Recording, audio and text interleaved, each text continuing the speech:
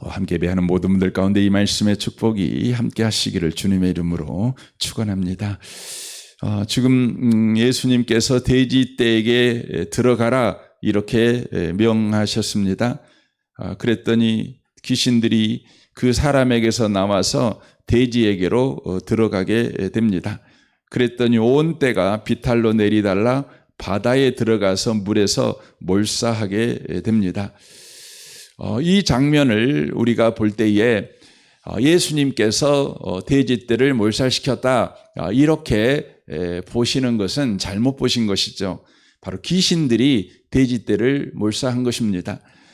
그러므로 예수님께서 돼지떼에게 귀신들에게 돼지떼에게 들어가라고 하신 것은 바로 귀신이 바로 어떤 존재인지, 귀신의 역사는 어떤 결론을 가지고 있는지를 바로 가르쳐 주시기 위한 바로 의도가 있다는 것입니다. 악한 영, 타락한 영인 이 귀신들의 역사를 요한복음 10장에서는 도둑이라고 표현합니다. 도둑이 오는 것은 도둑질하고 죽이고 멸망시키는 것뿐이요 라고 이야기를 하고 있습니다. 그러니까 타락한 영, 악한 영들은 궁극적으로 인생에서 도둑질한다는 것이죠. 중요한 것들을 도둑질합니다. 반드시 필요한 것들을 도둑질합니다. 가장 대표적인 게 우리 마음에서 바로 사랑을 도둑질해 가는 것이죠. 믿음을 도둑질해 가는 것이죠. 소망을 도둑질해 가는 것이죠. 창세기 3장에 보면 마귀가 아담과 하와에게 와서 무엇을 빼앗아가 버렸습니까? 하나님에 대한 믿음을 빼앗아가 버리고 빼앗긴 그 믿음에 의심이 바로 생긴 것입니다.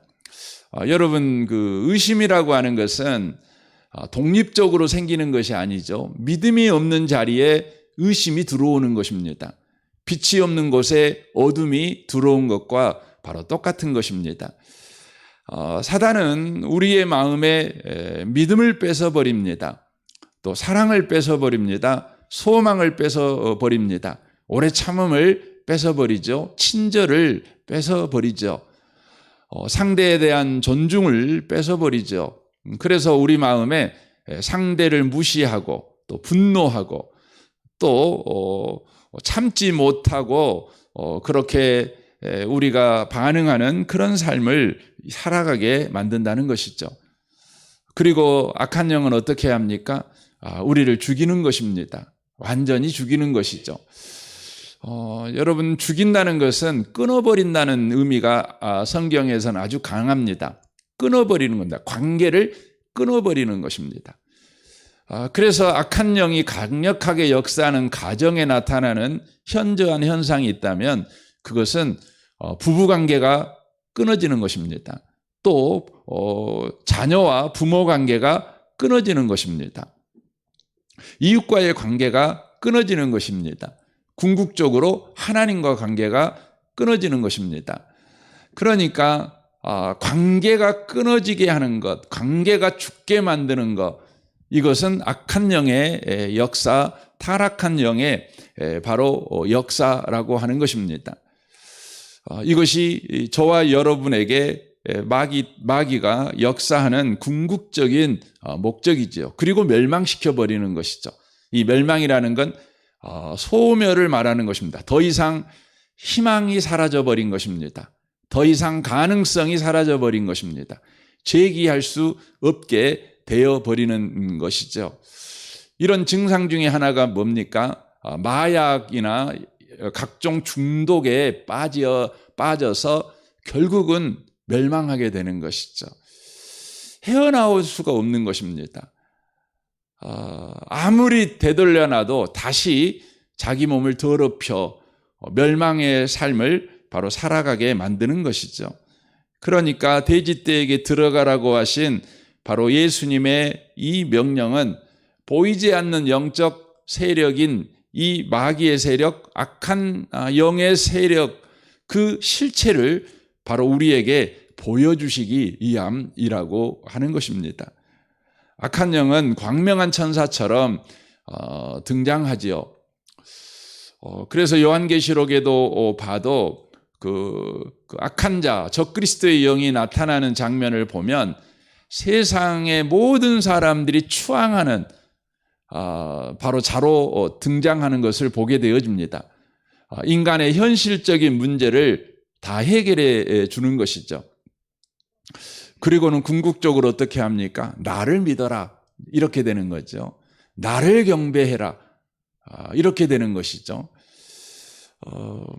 그래서 결국은 우리를 도둑질하고 죽이고 멸망시키는 길로 걸어가게 만드는 것이죠. 그래서 여러분과 제가요, 굉장히 조심해야 되는 것은 누군가가 잘하잖아요. 박수는 보내줘야 합니다. 칭찬해야 합니다. 우리가 그들을 지지해야 합니다. 그러나 그들의 우리가 신도가 되면 안 됩니다. 요즘 정치에는 팬덤이라는 것이 있잖아요. 연예계에도 팬덤이 있지만 정치계에도 팬덤이 있죠. 그를 무작정 지지하는 것이죠. 깨어서 지지하는 것이 아니라 마비돼서 지지하는 것입니다. 그래서 그 사람이 하는 일은 무조건 옳습니다. 그건 그리스도인의 태도가 아닙니다. 그리스도인들은 지지해야 되고 박수를 보내야 되고 잘하는 건 잘하는 겁니다. 그러나 못하는 건 못하는 거예요. 깨어서 지지하는 것이지 마비돼 가지고 여러분과 제가 지지해서는 안 됩니다. 여러분과 제가 마비해서 지지하고 마비해서 그를 추앙하고 있다면 그것은 악한 자의 역사라고 하는 것을 우리가 놓치시면 안 된다는 것입니다. 그런데 예수님께서 이 귀신에게 돼지떼에게 가라 이렇게 명함으로 돼지떼에 들어갔습니다. 그러니까 돼지떼를 이 귀신이 들어간 것은 귀신이 돼지떼에 들어간 것은 자발적인 선택이 아니라 예수님의 허락이었다는 것입니다. 이 말을 통해서 악한 자일지라도 바로 주님의 통치 아래 있다는 것을 보여주고 있다고 하는 것이죠. 이것은 곧 예수님께서 보이는 세계의 통치자일 뿐이 아니라 보이지 않는 영적 세계의 통치자라는 것을 바로 보여주고 있는 바로 장면이라고 하는 것입니다. 악한 자가 알아서 움직이는 것이 아닙니다. 우리를 해코지할 때 악한 자가 자기의 판단과 결정을 가지고 의지적으로 우리의 삶에 들어와서 역사할 수는 없다는 것입니다. 하나님의 주권 아래 있다는 것이죠. 하나님의 허락 아래에서 움직이는 존재라고 하는 것입니다. 그래서 예수님께서 그 베드로에게 이런 말씀을 하시죠.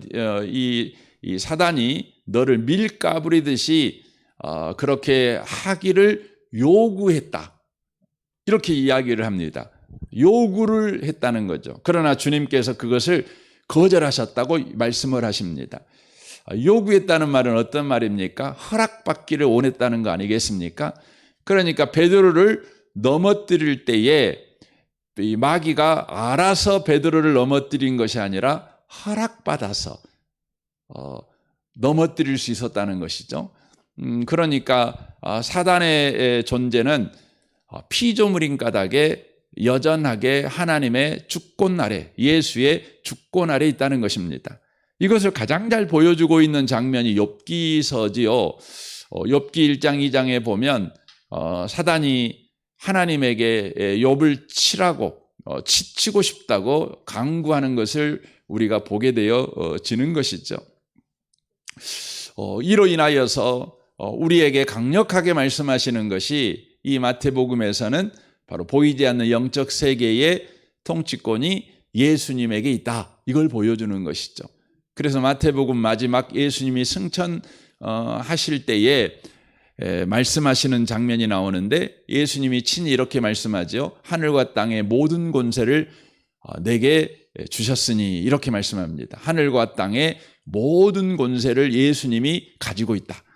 하늘이라고 하는 것은 우리가 보이는 이 물리적 하늘을 이야기하고 있는 것이 아닙니다. 바로 보이지 않는 세계를 바로 이야기하는 것입니다. 그리고 땅은 바로 보이는 세계, 이 피조 세계를 이야기하는 것입니다. 그러니까 보이지 않는 영적 세계와 보이는 이 자연 세계의 모든 통치권이 예수님에게 있다. 이렇게 마태복음은 선언함으로 마태복음이 이렇게 끝나고 있다는 것을 우리가 보게 되어지는 것이죠. 그래서 저와 여러분이 어떻게 살아가야 되는가? 마태복음 28장은 그렇게 말하잖아요. 하늘과 땅의 모든 권세를 내게 주셨으니 그러므로 너희는 가서 모든 민족으로 제자를 삼으라고 요구합니다. 아버지와 아들과 성령의 이름으로 세례를 베풀고 내가 너에게 지시한 모든 것을 가르쳐 지키게 하라. 세상 끝날까지 내가 너와 함께 하겠다. 이렇게 말씀을 하시죠. 그러니까 예수 믿는 사람들은 이 마태복음 8장에 이 귀신을 쫓아내시는 예수님을 통해 보이지 않는 영적 세계의 통치권도 예수님이 갖고 계시다. 그런데 그 예수님이 지금 뭐 하고 계시느냐? 우리와 함께 계신다. 그러니까 이제 어떻게 살아야 되느냐? 바로 모든 민족으로 제자를 삼는 삶을 살아가야 된다. 그런데 그 제자를 삼는 방식이 뭐냐? 주님께서 우리에게 가르친 것을 지키며 살아가는 겁니다. 그리고는 내 주변 사람들에게도 가르쳐 지키며 살아가게 하는 것이죠. 이게 중요합니다. 가장 먼저 제자의 삶을 살아가는 일에 가장 중요한 것은 주님이 하늘과 땅의 모든 권세를 가지신 주님이 지금 나와 함께 계신다는 것입니다. 이걸 여러분과 제가 붙잡는 것이죠. 놓치지 않는 것이죠. 그때 저와 여러분이 모든 사람을 제자로 삼는 삶이 가능하다는 것입니다. 세상 끝날까지 주님이 우리와 함께 하신다는 것이죠. 그래서 예수 믿는 사람들은 매일매일 한시도 놓치지 않고 기억해야 되는 것이 있는데 그게 뭐냐면 주님이 우리와 함께 하신다. 하늘과 땅의 모든 권세를 가지신 주님이 우리와 함께 하신다. 그러므로 지금 우리는 어떻게 살아가야 되는가? 이 부분을 결정하며 살아가셔야 된다는 것이죠. 그러니까 우리의 결정의 동기, 결정의 근거, 우리의 선택의 근거, 선택을 그렇게 해야 되는 우리의 근본적인 이유, 그게 뭐냐면 하늘과 땅의 모든 권세를 가지신 예수님이 지금 나와 함께 계신다. 그거라는 것이죠. 여러분 오늘 하루를 살아갈 때요, 여러분이 무엇을 선택하든지 하늘과 땅의 모든 권세를 가지신 주님이 나와 함께 계신다. 이것을 믿는 믿음으로 선택하시고 결정하시는 복 있는 분들이 꼭 되시기를 바랍니다. 이 부분을 바울 사도는 갈라디아서 2장 20절 하반절에서 이렇게 표현을 합니다. 이제 내가 육체 가운데 사는 것은 나를 사랑하사 나를 위하여 자기 자신을 버리신 하나님의 아들을 믿는 믿음 안에서 사는 것이라 라고 되어 있습니다. 하늘과 땅의 모든 권세를 가지신 주님이 나와 함께 하지요. 근데 바울 사도는 그걸 더 디테일하게 이렇게 이야기합니다. 하늘과 땅의 모든 권세를 가지신 분이 지금 나와 함께 하시는데 하늘과 땅의 모든 권세를 뭐 하는데 쓰시는 주님이 나와 함께 하시느냐? 그거죠. 하늘과 땅의 모든 권세를 가졌다고요. 근데 그걸 가지고 뭐 하시는 주님이 지금 나와 함께 하시냐 이거죠. 뭐 하십니까? 나를 사랑해서 나를 위해 자기 자신을 버리셨어요.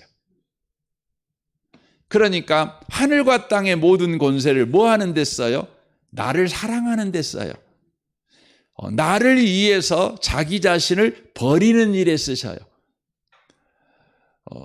그 주님이 우리와 함께 하신다는 것입니다. 그러니까 하늘과 땅의 모든 권세를 가지신 그 주님께서 나를 사랑하기 위해서 또 나를 이해하시는 일이라면 그 어떤 것도 하시는 분이 바로 지금 나와 함께 계신다는 것입니다. 그래서 여러분과 제가 어떻게 살아야 됩니까? 그 분을 믿음으로 사는 것입니다. 사는 것입니다. 그 분이 그 일을 한다는 것을 우리가 알고 살아가는 것이에요. 그래서 여러분, 믿음으로 살아간다 할 때에 우리의 강조점은 언제나 어디에 두냐면 주님이 믿음으로 산다에 강조점을 둡니다. 그러나 성경이 강조점을 두는 건 뭐냐면 하늘과 땅의 모든 권세를 가지신 그분께서 나를 사랑하는 일에, 나를 이해하는 일에 지금 일하심으로 함께 계시고 계신다. 이거에 강조점을 두는 것입니다. 그러니까 우리가 구원받는 건 뭐예요? 성경은 믿음으로 구원받는다고 말하죠. 그래서 믿음이 구원받는 조건으로 우리가 이해를 합니다. 그러나 그렇지 않습니다. 여러분, 구원받는 조건은요, 우리의 믿음이 아니에요. 구원받은 조건은 뭐냐면 예수님이에요. 예수님이 하신 일이에요.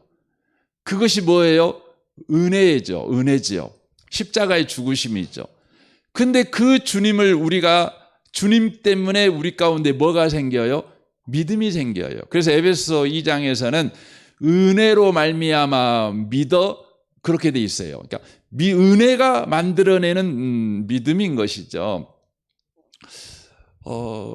그래서 방조점이 어디가 있냐면 주님에게 있어요. 그래서 오늘 여러분과 제가 하루를 살아갈 때에 내가 믿고 사냐 안 하냐 이거에 강조점을 두는 것이 아니라 주님이 지금 나를 사랑한다, 나를 위해서 하늘과 땅의 모든 권세를 가지고 일하고 계신다, 이것에 방점을 두셔야 된다고요.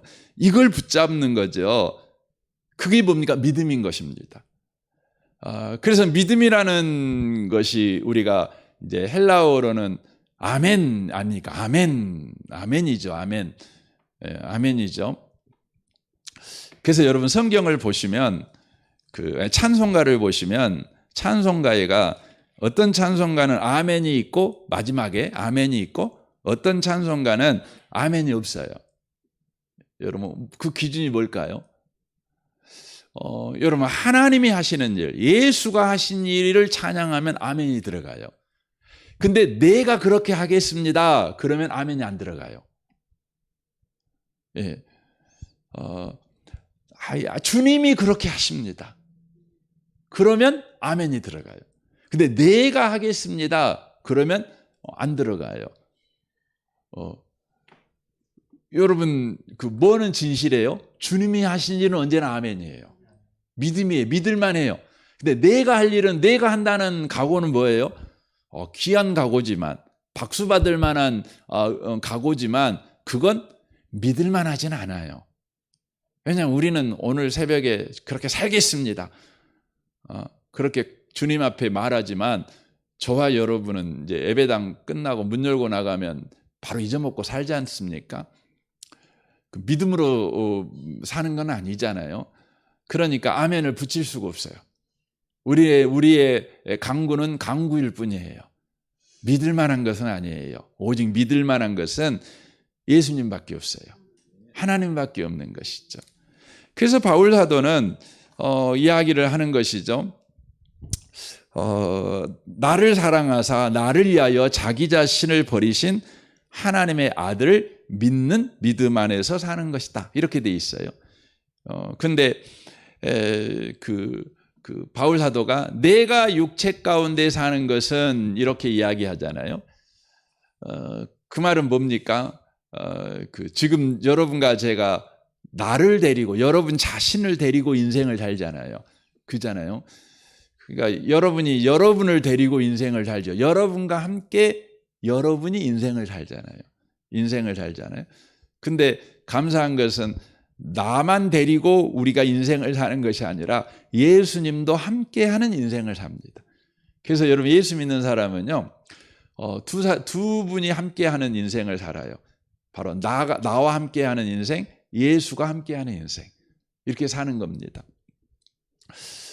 근데 여러분을 데리고 여러분 인생 사는 게 쉬워요? 쉽지 않습니다. 여러분 우리가 저 남편하고 저 남자하고 사는 게 참 힘들어. 이제 그럴 수 있죠. 저 애들하고 사는 게 너무 힘들어. 저런 사람들하고 직장 생활하는 게 힘들어. 뭐 이렇게 말할 수는 있지만 여러분과 제가 아주 궁극적으로 인생에서 나를 제일 힘들게 하는 건 누구예요? 남편도 아니고 아내도 아니고 나 자신이에요. 나예요, 나. 그래서 이 바울 사도가 이제 내가 육체 가운데 사는 것은 이렇게 표현을 해요. 내가 나를 데리고 사는 것은. 그렇죠.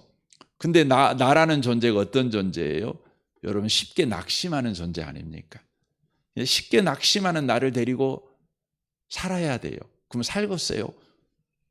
못 살죠. 여러분 우리가 남편 보고 못 살아 그러지만 사실은 저 심리학적인 표현으로 거울 치료를 하고 있는 거예요. 자기 자신한테 하는 말을 남편한테 하는 거예요. 나는 너하고는 못 살아. 근데 그 너가 누구냐면 남편도 아니고 아내도 아니고 나 자신이에요. 예. 여러분 나 자신이 훌륭하면요. 남편이 개떡 같아도 잘 살 수 있어요. 그렇잖아요. 아내가 무지막지해도요. 내가 훌륭하면요. 살 수 있어요. 살 수 있어요.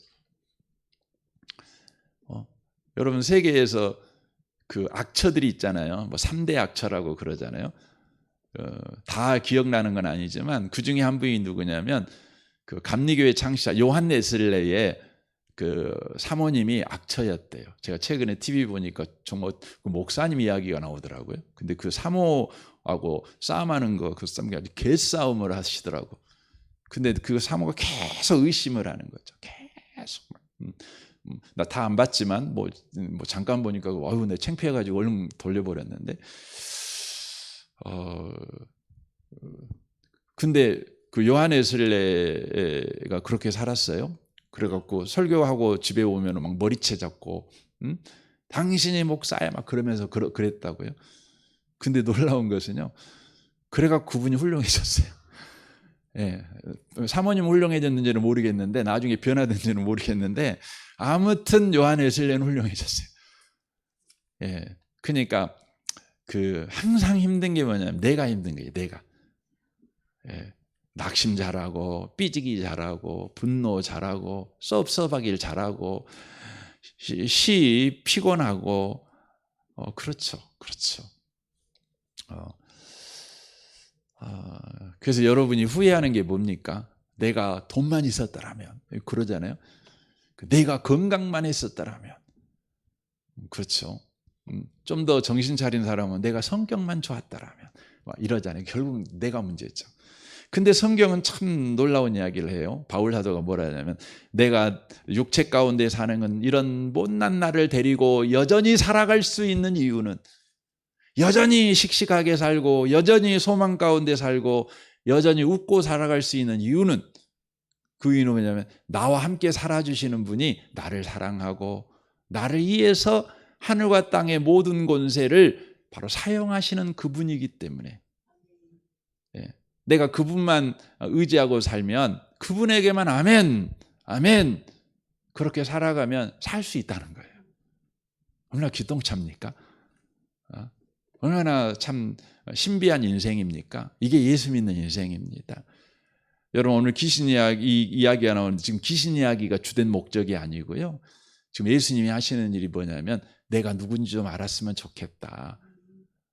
네가 구원을 받았다는 건 내가 너와 함께 한다는 것인데 너와 함께하는 내가 바로 하늘과 땅의 모든 권세를 가졌고 그 권세를 너를 사랑하는 일에 너를 이해하는 일에 다 쓰는 자가 너와 함께하고 있다.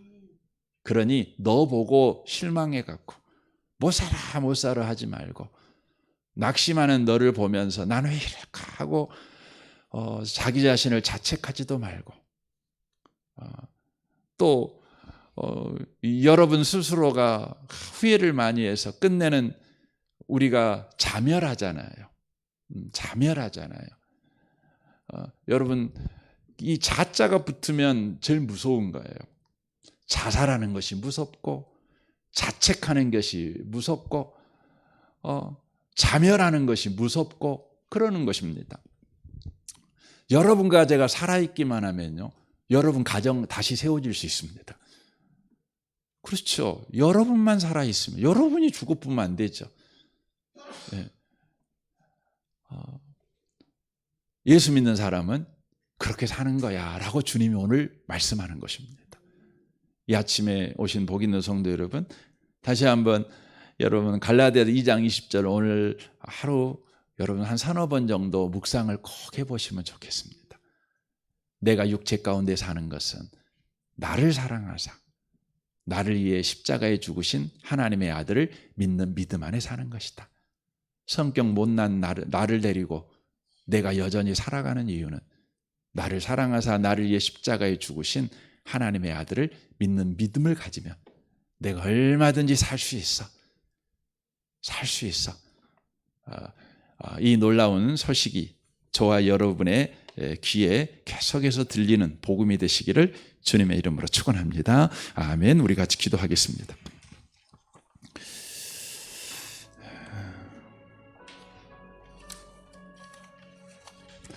오늘 말씀을 우리 생각하면서 주여 그렇습니다. 하늘과 땅의 모든 권세를 가지신 예수님이 나와 함께 하십니다. 그 주님은 그 권세를 가지고 나를 사랑하는 일에 나를 이해하시는 일에 쓰시고 계십니다. 그 주님이 나와 함께 계십니다. 못난 나를 가지고 사는 인생, 또 부족한 나를 가지고 사는 그 인생에 낙심하지 않게 하시고 함께 계신 그 주님을 보며 오늘 또 믿음으로 살아가는 자 되게 해 주옵소서. 여러분 자신과 여러분의 가정생활과 여러분의 직장생활을 위해 기도하실 뿐만 아니라 또 교회 생활을 위해서도 여러분 기도하시고 또 모든 관계된 분들을 위해서도 여러분이 기도하시면 좋겠습니다. 특별히 내일이 주일입니다. 주일 예배를 위해서 기도해 주시면 좋겠고요. 하나님의 압도적인 임재 경험을 하는 예배가 되게 하옵소서. 말씀이 내 삶에 들어와 좌우의 날이 샌 검처럼 영과 혼과 및 관절골수를 쪼개는 살리는 말씀이 되게 하옵소서. 악한 것은 도려내버리는 말씀이 되게 하옵소서. 말씀을 만나는 시간 되게 하옵소서. 여러분 기도하시면 좋겠습니다. 오늘 우리 교회가 선교 바자회를 합니다. 아침 9시부터 우리 섬김이들은 교회에 오시면 감사하겠고요. 이제 11시부터 저녁 7시까지 이렇게 하게 되는데 점심때 또 저녁때 또 여러분이 섬겨주실 분들을 모셔오셔서 식사도 좀 대접하시고 격려도 해주시고 위로도 해주시는 그런 귀한 시간이 되었으면 좋겠습니다. 내일 점심 때도 그렇게 진행할 것입니다. 아마 들어오면서 여러분 선교 바자의 기도 제목을 받으셨을 것인데 여러분 그것을 보면서도 여러분 기도해 주시면 좋겠습니다. 이 나라를 위해서, 이 민족을 위해서, 북한과 열방을 위해서, 또 선교사님과 한국 교회와 목회자들을 위해서도 여러분 기도해 주십시오. 우리 좋으신 주님께 통성으로 구하겠습니다. 기도하겠습니다. 오 하나님 아버지 감사합니다.